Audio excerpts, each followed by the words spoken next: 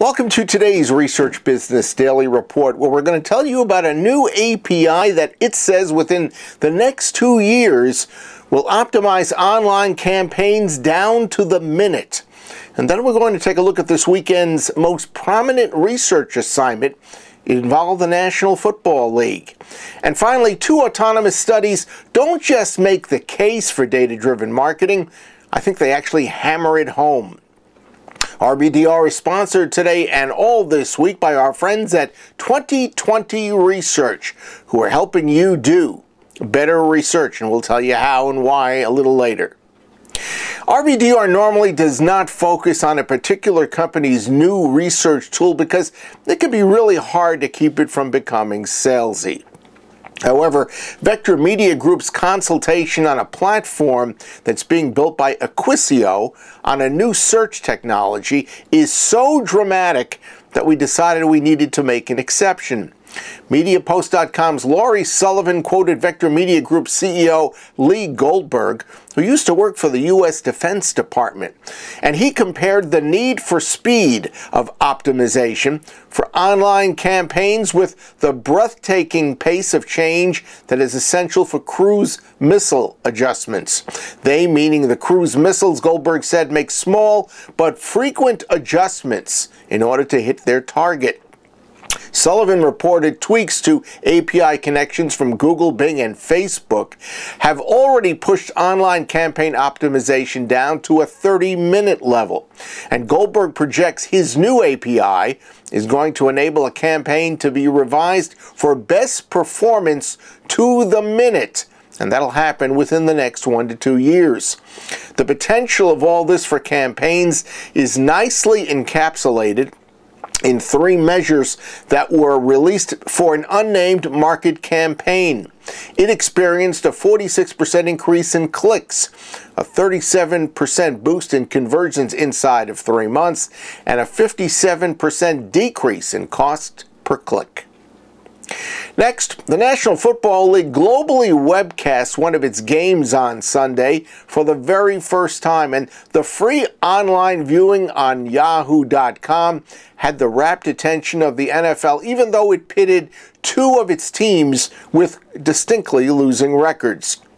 Key research into how many viewers there were for the Buffalo-Jacksonville game, what kind of devices were used to watch it on Yahoo, the quality of the viewing experience for those viewers, viewership by region, and how viewers used social media to interact with the game were consumed by Vishal Shah, NFL VP of Digital Media Strategy, as he worked to understand how the world watched the game, which was viewable only online. By the way, advertising for this Yahoo webcast was completely sold out around the world. Next, a couple of independent studies put the heavy push on non-traditional emphasis, even reliance on data.